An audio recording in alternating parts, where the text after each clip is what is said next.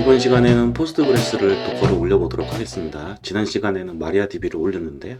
이번 시간에 올린 포스트그레스 올릴 때 .env라는 파일을 이용을 해서 환경 설정 변수를 이와 같이 .env라는 파일에 프로퍼티 설정하듯이 이렇게 적어주고 얘를 도커 컴포즈에서 $사인 이렇게 붙여줘서 변수 처리할 수 있게끔 작성을 하시면 되고요. 포스트그레스 다커 컴포즈 YML 하나 만드신 다음에 이 내용 카피하시고 그대로 실행하시면 되겠죠. 뭐 이제는 도커 컴포즈를 생성하고 실행하는 것을 배웠기 때문에 아주 간단하게 포스트그레스를 도커로 올리는 거는 어렵지 않을 겁니다. 우클릭하시고 컴포즈 업. 네, 저는 이미 한번 해봐서 벌써 올라갔네요. 변수 선언할 수 있는 .env 파일에 대해서 이제 설명을 좀 드리다가 말았는데, 뭐 리액트라든지 뭐 이런 데서도 많이 활용이 되죠. 그러니까 도커 컴포즈에서도 마찬가지로 .env라는 파일이 관리가 되고 있고요. .env 파일을 관리하는 이유는 우리가 깃허브라든지 뭐 깃랩이라든지 이런 깃 리파지토리에 소스를 공유를 할 때 이런 이제 아이디라든지 패스워드 같은 중요한 정보를 깃 리파지토리에 올릴 수는 없잖아요. 예. 그렇기 때문에 이제 .env라는 파일을 이제 하나 생성을 하고 이렇게 관련 정보를 여기 보시면은 db user underbar id 얘를 이제 프로퍼티로 이렇게 선언을 해 두는 거죠. 이렇게 선언을 해 두고 그리고 나서 도커 컴포즈를 업을 할 때 얘가 자동적으로 바인딩이 됩니다. 바인딩이 되는데 이게 이제 실행하기 전에 좀 바인딩 된 결과를 보고 싶다. 그러면은 어떻게 하냐면은 터미널에서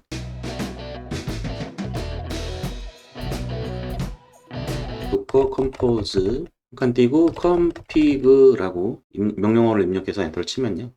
여기 보시는 것과 같이 바인딩 된 정보가 이렇게 콘솔에 나타나는 걸 볼 수가 있습니다. db user id 여기 있죠? 이렇게 바인딩 되는 거를 미리 보실 수가 있어요. 그리고 나서 .env 파일은 이제 git 리파지토리에 올리면 안 되니까 이제 git ignore 이와 같은 형태로 .env 파일이 리파지토리에 올라가지 않게끔 조치를 취하시면 되겠습니다. 자, 도커로 이미 이제 올라갔으니까요. 포스트그레스에 이제 접속을 한번 해보도록 하겠습니다. 아이디는 아까 전에 env 파일에 포스트그레스로 했고요. 그 다음에 패스워드는 1.468로 했습니다. 데이터베이스에서 플러스 키를 눌러서 추가를 해볼게요.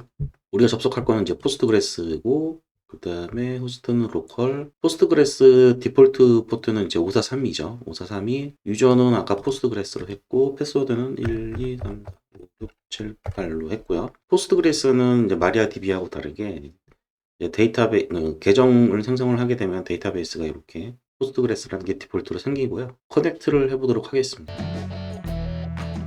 석세스 성공했고요. 저장 한번 해주시고요. 그러면 127 여기 왼쪽에 돼 있고 열어보면은 이제 포스트그레스라는 데이터베이스가 생성이 된 것을 볼 수가 있습니다.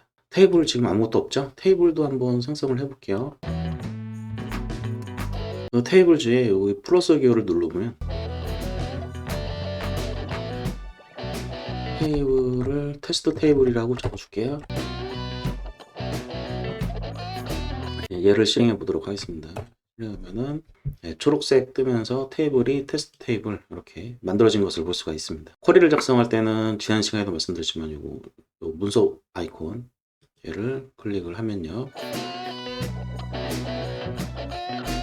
실행이 됐고 지금 집어넣은 데이터가 없으니까 데이터는 아무것도 없는 것으로 보이고요. 접속까지 잘 됐습니다. 이렇게 해서 사용하시면 되고요. 마리아DB하고는 다르게 포스트그레스를 사용하는 방법이 약간 좀 다르니까 포스트그레스에서 데이터베이스를 생성한다든지 스키마를 생성한다든지 이런 부분은 이제 별도로 여러분들이 공부하시면 되겠습니다. 제가 이제 보여드리고 싶은 부분은 도커를 로컬에서 잘 사용을 했어요. 잘 사용을 했는데 이제 필요가 없어졌어요. 공부할 거 다 했고 필요가 없어졌다고 이제 생각을 해보시죠. 도커를 좀 완전하게 다 지우고 싶어요. 지우고 싶은데 여러분들 지우실 때 이 컨테이너에 있는 요 실행 중인 컨테이너를 그냥 스탑한다고 삭제가 되는 게 아니고 이 remove라는 걸 해줘야 됩니다. 도커 명령어를 별도로 공부하셨던 분들이라면 아는 부분이긴 한데 어쨌든 이제 스탑만 하신다고 해서 컨테이너가 사라지는 것은 아니고 컨테이너가 동작을 중지하는 거죠. 리무브를 통해서 삭제를 해 주셔야 됩니다. 이렇게 리무브 삭제해 볼게요. 자, 이렇게 리무브 했다고 해서 컨테이너만 삭제가 된 거지, 이미지 다운로드 받았던 이미지도 삭제가 된 건 아니에요. 이미지까지 삭제를 하고 싶다, 내 컴퓨터의 용량이 좀 부족해서.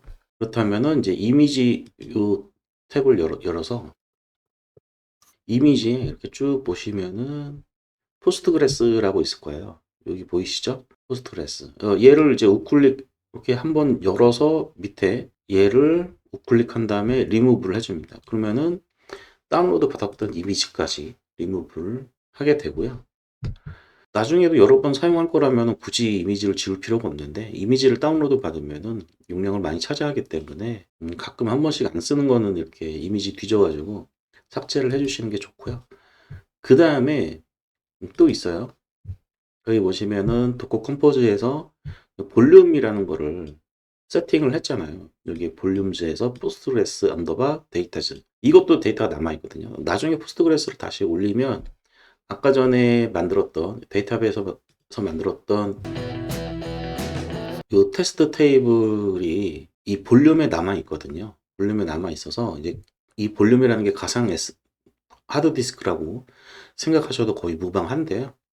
이게 남아있거든요. 컨테이너를 지우고 이미지를 지우더라도 이 볼륨이 남아있기 때문에 나중에 포스트그레스를 다시 설치를 하시더라도 얘를 연결을 시켜주면은 데이터는 그대로 살아있기 때문에 다시 재이용을 할 수 있는 건데, 이거마저 필요가 없다. 그럼 얘도 지워주셔야 됩니다. 리무브. 지워주고요. 그다음에 또 하나 더 할 게 있어요. 도커가 이런 것들을 알아서 자동으로 지워지지 않기 때문에 이거는 이제 어쩔 수 없이 여러분들이 손으로 지워야 되는 부분인데, 이제 마지막으로 네트워크라고 있습니다. 네트워크에 보시면 이 도커 컴포즈에 네트워크를 별도로 설정을 하지 않았어요. 설정을 하면은 내가 앞으로도 계속 이용을 할 거고, 그 네트워크를 뭔가 활용하기 위해서, 내부 네트워크를 활용하기 위해서 네트워크를 만드는 그런 케이스가 있는데, 그렇지 않고 이렇게 단독으로 포스트그레스나 뭐 마리아DB를 도커 컴포즈를 이용해서 생성을 했다. 그러면은 이 네트워크에 그 서비스의 이름에 맞는 포스트그레스 SQL 언더바 디폴트 이와 같이 도커가 알아서 네트워크를 만들어 버려요. 그래서 얘도 필요가 없으니까 삭제를 해 주셔야 됩니다. 리무브. 이렇게 하셔야 도커로 포스트그레스를 올리고, 그리고 나서 깔끔하게 전부 다 삭제를 할 수 있게 된 거죠. 그래서 복습을 해보자면은 컨테이너 삭제하시고요, 볼륨 삭제하고, 네트워크 삭제하고, 이미지도 삭제하고, 완전 클리어 시키려면은 이렇게 4개를 삭제를 해 주셔야 됩니다. 자, 오늘은 포스트그레스를 도커로 설치하면서 도커 컴포즈 올릴 때 환경 변수 설정하는 .env라는 파일을 공부했고요. 그 다음에 이제 내가 필요 없어진, 공부가 끝난 그런 컨테이너들을 완전 클린하게 삭제하는 방법도 알아봤습니다. 오늘은 여기까지 하도록 하겠습니다.